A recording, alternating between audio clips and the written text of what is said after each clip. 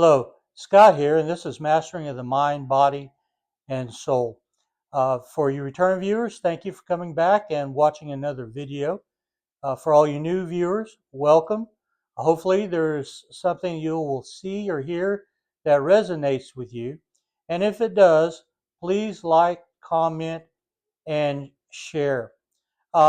This video, we're going to be talking about R.E.T. It's rationally emotive therapy, and it was a concept developed by a fellow by the name of Albert Ellis. And in the last couple of videos, I've talked about a term called self-talk.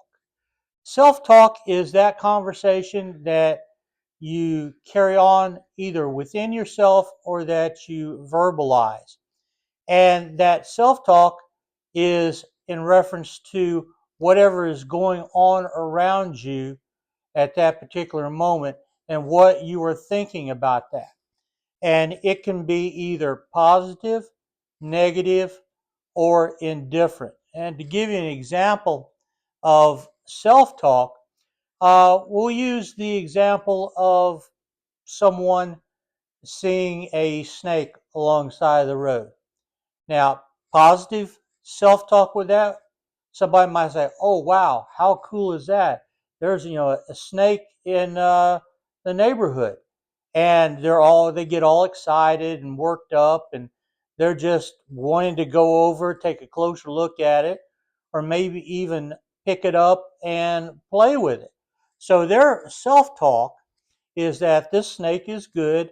This is something that's very exciting and new, and that's positive self-talk. And if we look at the Pac-Man model, that would be coming from the parent, the program of who we are, and they're thinking from their adult, which is their rational thinking, intellect, and logic. Now, let's go to the opposite end of that spectrum, and let's talk about negative self-talk. Another person sees a snake alongside the road and it startles them.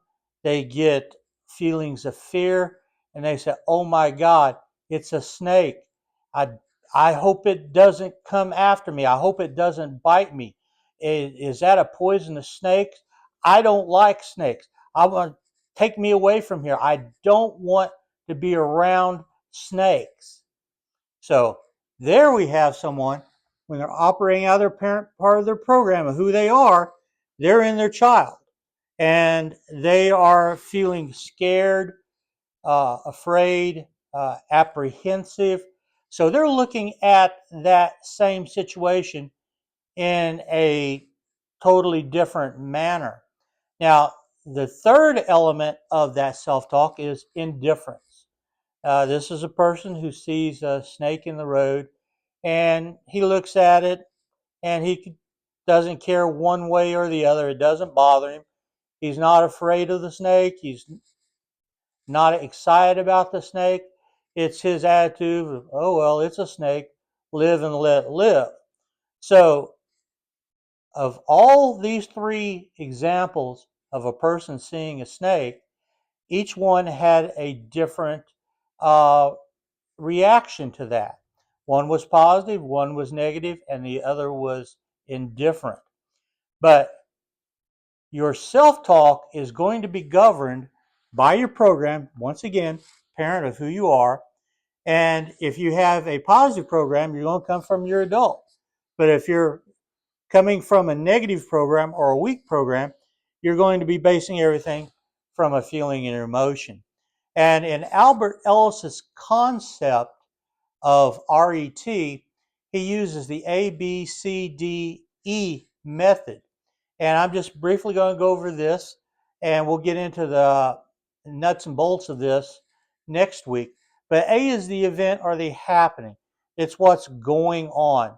And when we are investigating whether our self-talk is rational or irrational, we will write down the event, and we must be specific with it as what is actually going on. It might be something along the lines, "My friend told me that my girlfriend has been flirting with a coworker at work." Okay, that's the event, that's the happening. and it's specific.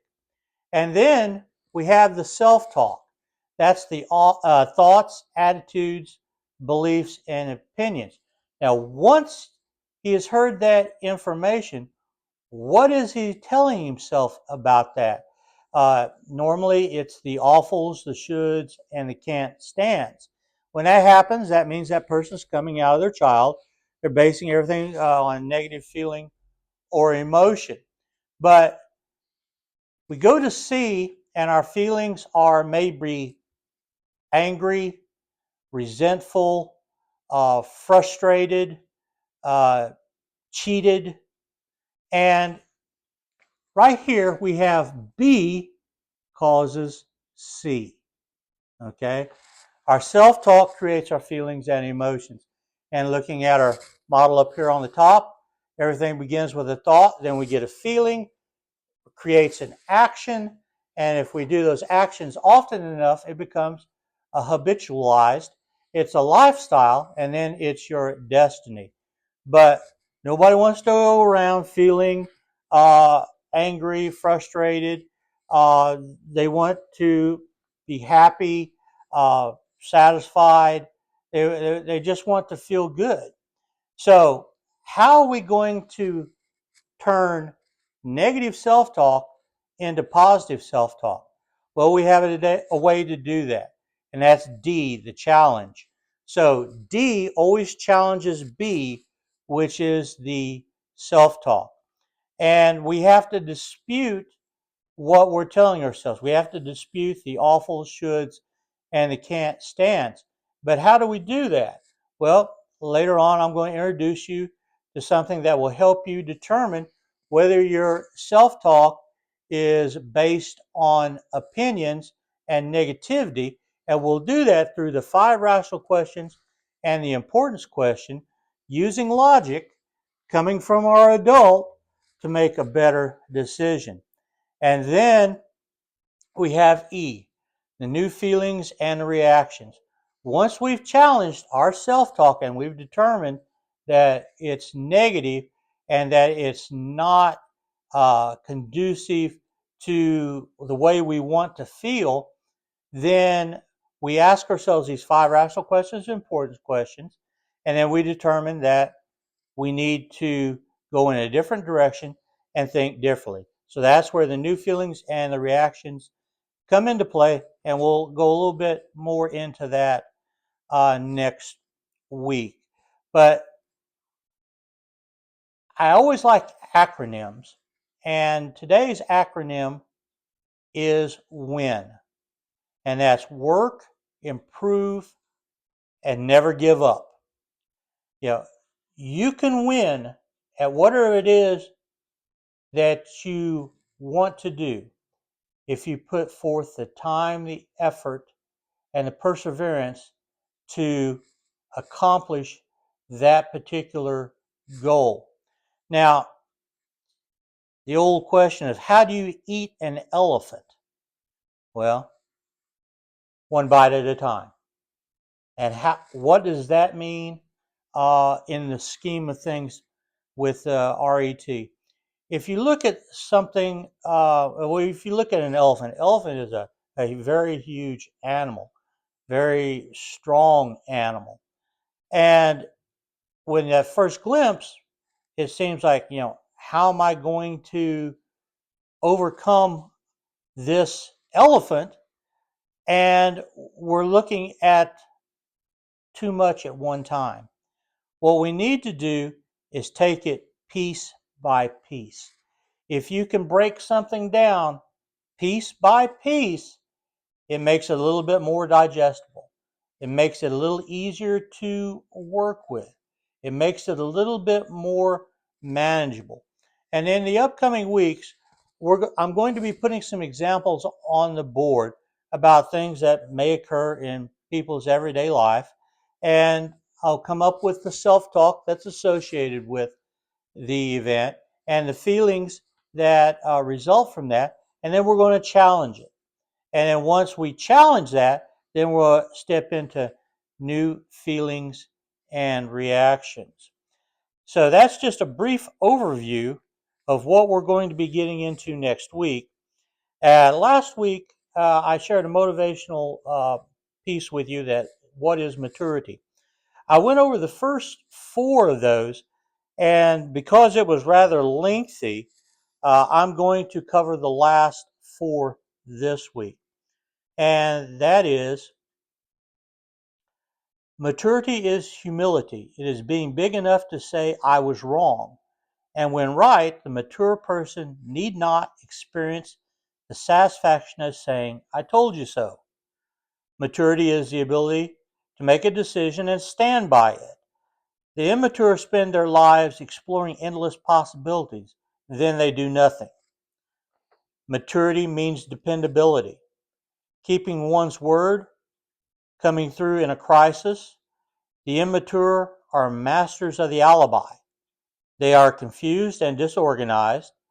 Their lives are a maze of broken promises, former friends, unfinished business, and good intentions that somehow never materialize.